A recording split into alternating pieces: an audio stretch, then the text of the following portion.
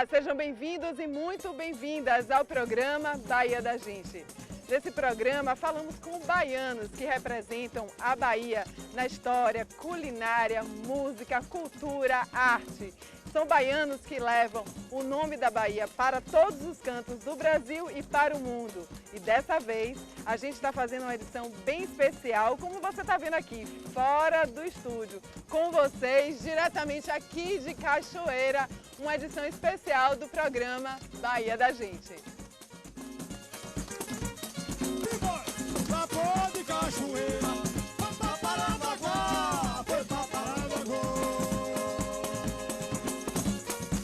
Localizada no Recôncavo Baiano, a cidade de Cachoeira fica a cerca de 120 quilômetros de Salvador.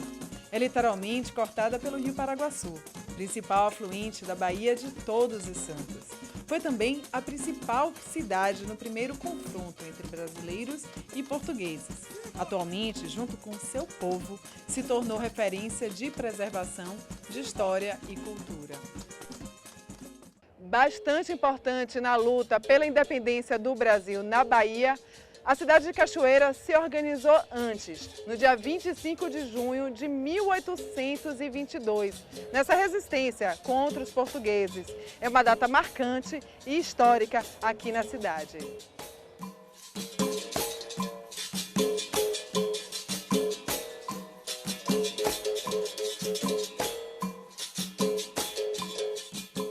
Antes da independência, muita coisa não tinha mudado ainda em Salvador e a ânsia pela liberdade cada vez aumentava.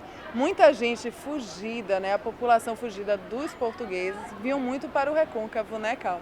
Para poder e Cachoeira ansiava muito por essa liberdade, não é? Conta aí como tudo começou. Foi desde 1821, com a invasão de tropas portuguesas na cidade de Salvador, a capital da província. Comerciantes, autoridades, a população, quase de um modo geral, se deslocou de Salvador para o Recôncavo Baiano, ocupando várias localidades, como Maragogipe, Santa Amaro, Nazaré, Jaguaripe. Eles ocuparam essas zonas do Recôncavo. E mais tarde, no final de 1821, é que foi criado o governo provisório instalado aqui na cidade de Cachoeira, na vila de Cachoeira. Agora, por exemplo, você falou do governo provisório, a Cachoeira, São Félix também, que se juntou, teve um papel fundamental para a independência, não foi? Porque aqui foi onde criou as tropas que, no dia 25 de junho de 1822, se dirigiam para Salvador para poder retomar Salvador.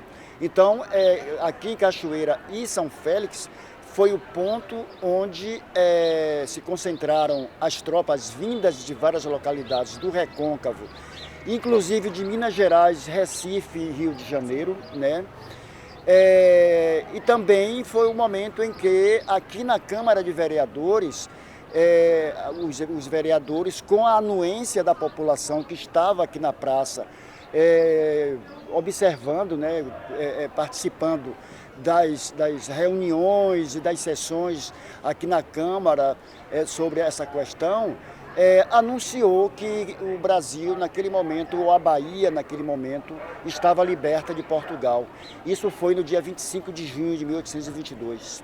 Agora, quando finalmente, é dada a independência, a gente falando um pouco desse papel de Cachoeira, essa localização aqui teve um papel fundamental. Assim como a cidade de São Salvador, por causa das enseadas, tudo, eram locais ideais para as tropas, Porque as tropas portuguesas lá em Salvador, elas tentaram chegar ao Recôncavo Baiano para impedir esse movimento político-social, por meio dos rios, que era o único caminho disponível na época, E o Rio Paraguaçu foi um dos pontos principais de tentativa de invasão. Aí tem a ilha de Taparica, que em 7 de janeiro de 1823 teve uma batalha lá, o Rio Subaé e Santa Amaro da Purificação.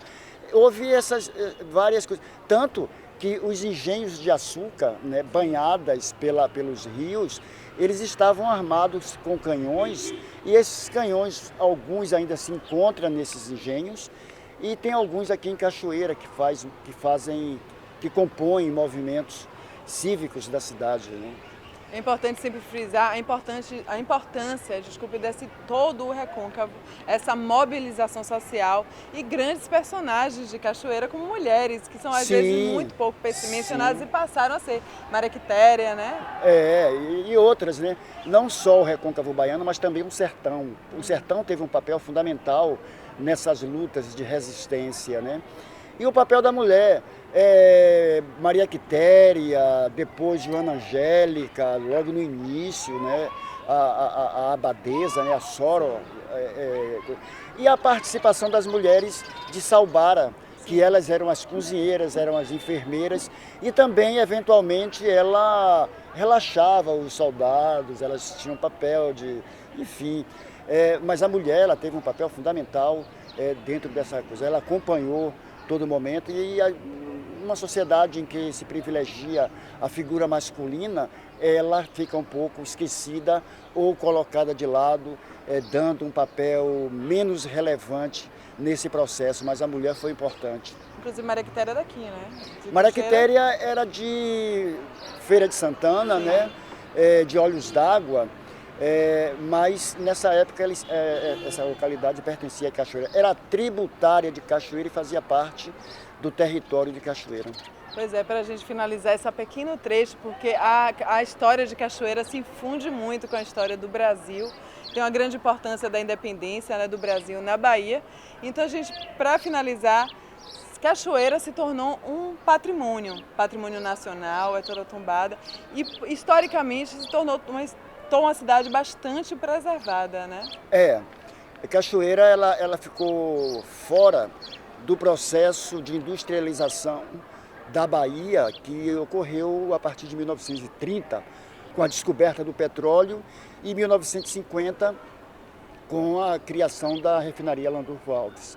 Então Cachoeira ficou fora desse processo de desenvolvimento, e aí que culmina com o desenvolvimento urbano, a criação da rede metropolitana de Salvador, essas coisas todas.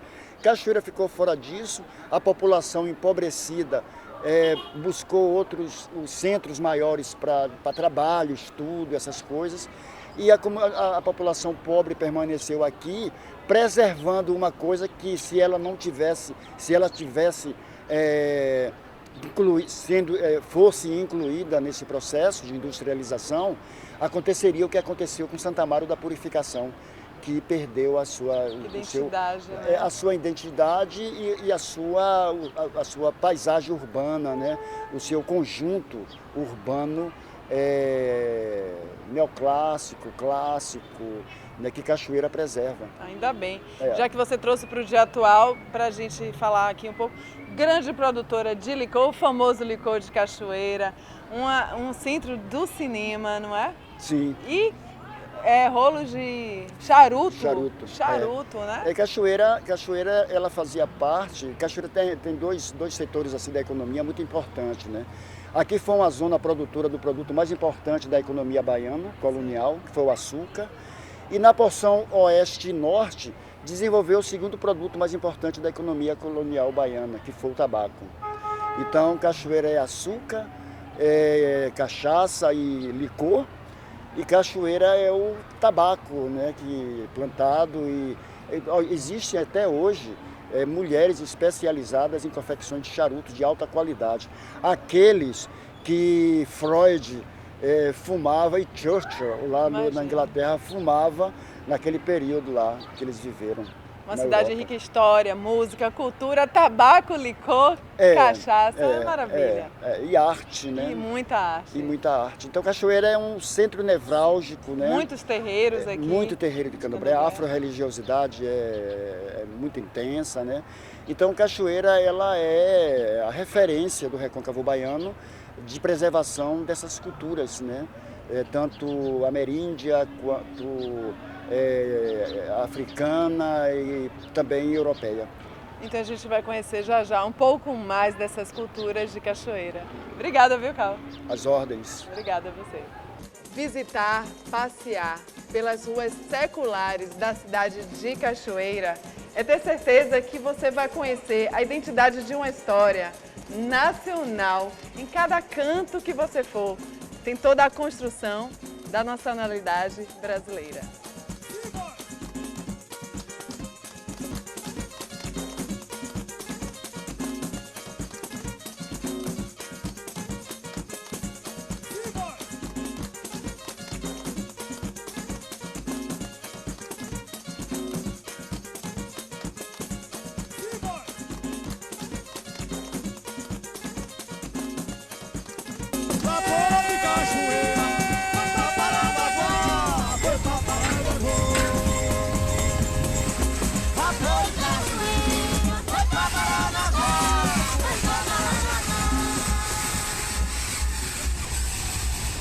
A ponte que atravessa o rio Paraguaçu, ela liga a cidade de Cachoeira até a cidade de São Félix. Ela possui 365 metros de comprimento e 9 metros de altura. Ela foi inaugurada no dia 7 de julho de 1885 pelo então imperador Dom Pedro II, que emprestou seu nome à ponte. Hoje ela é considerada um dos mais visitados e mais bonitos cartões postais do Recôncavo Baiano.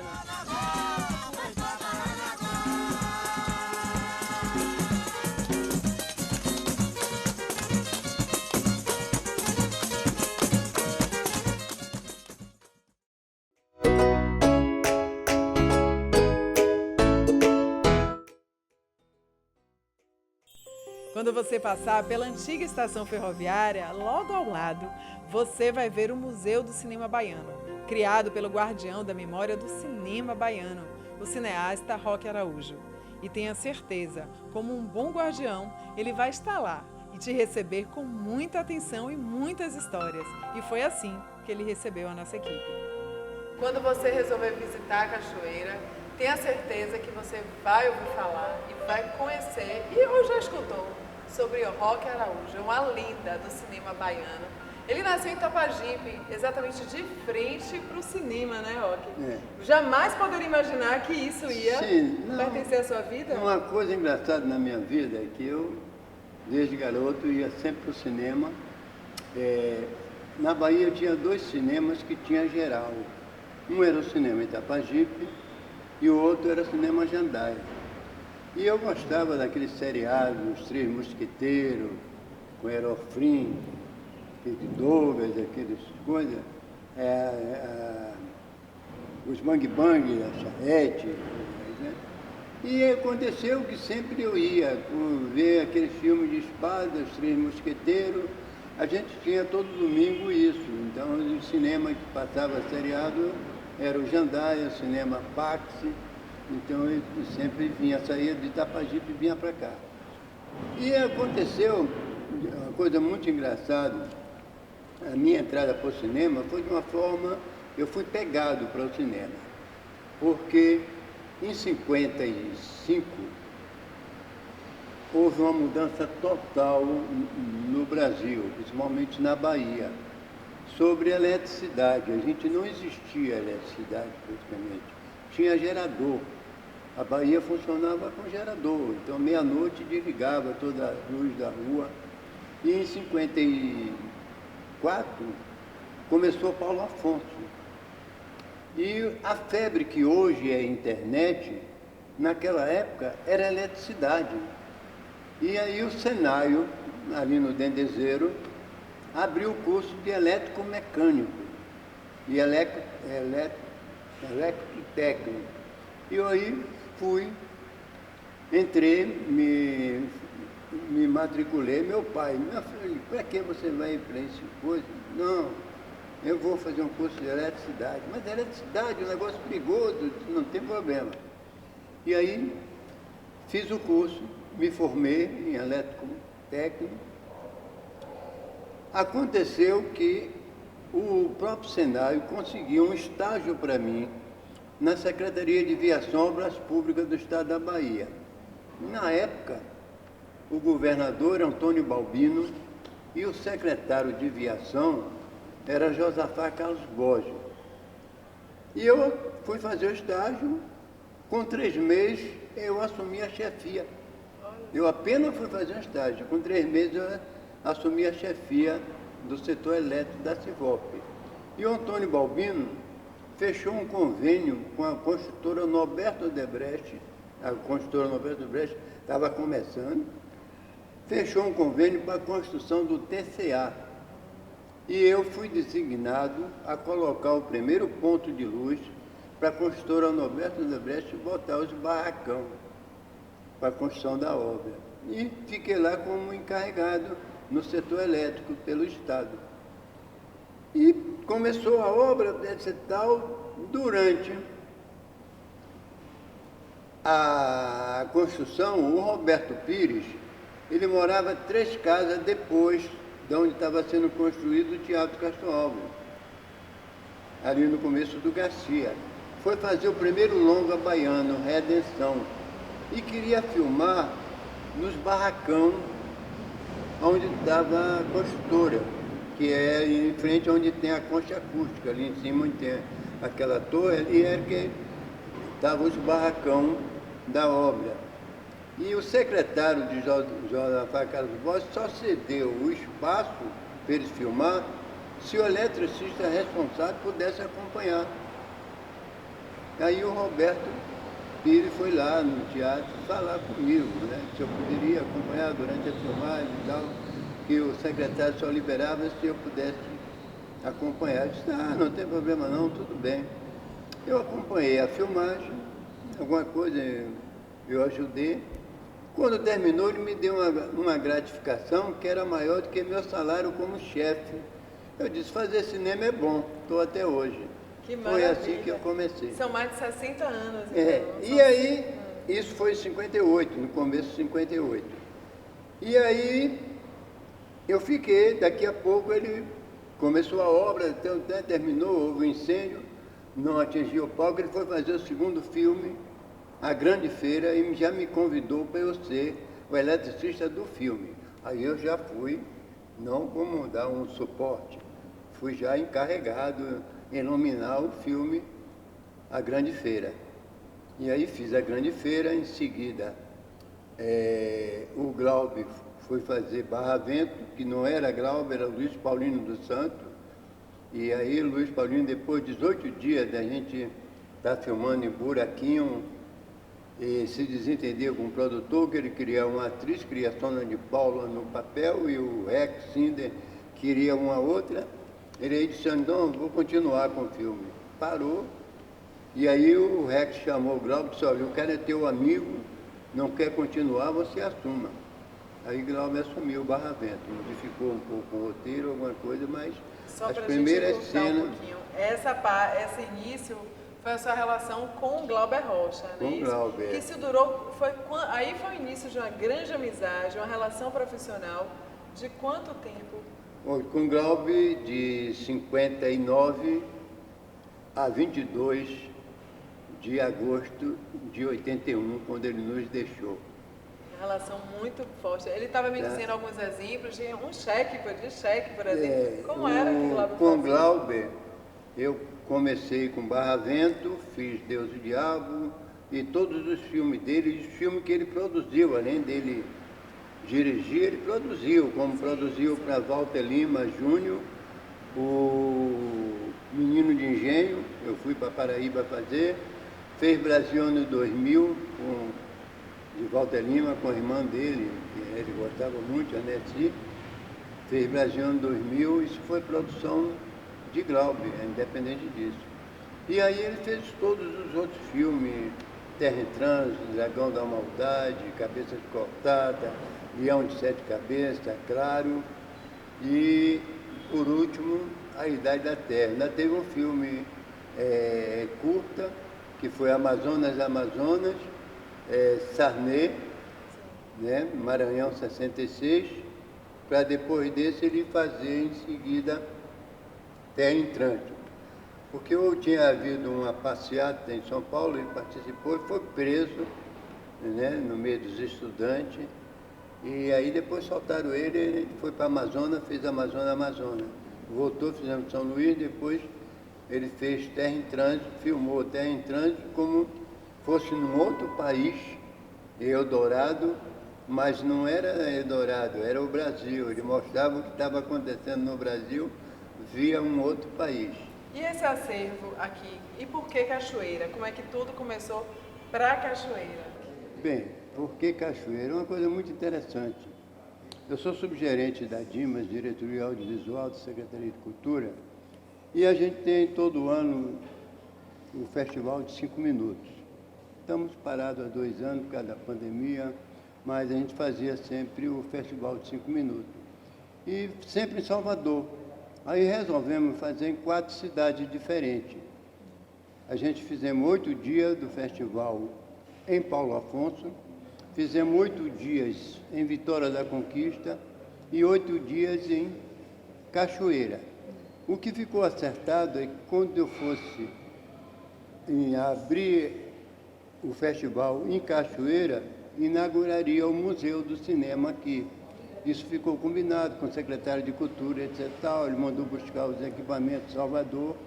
Então, no dia da abertura, 17 de maio de 2014, era a abertura do festival aqui, foi a inauguração do Museu Roque Araújo, aqui, lá na 25, no prédio que era do IPAC. Então, fiquei de 2014 aqui. Agora, uma coisa muito interessante, porque o Museu em Cachoeira, é que eu estava com muitas peças embaladas e querendo mostrar para os baianos o que era o Museu do Cinema e lutando para conseguir um espaço em Salvador. Eu tinha feito várias exposições itinerantes, lá na Dimas, em vários outros locais. Levei para Juazeiro, levei para Porto Seguro várias vezes, levei para Ilhéus, 3 festivais de cinema de Ilhéus, eu levei a exposição e nada de inaugurar o museu. Então ficou um museu itinerante.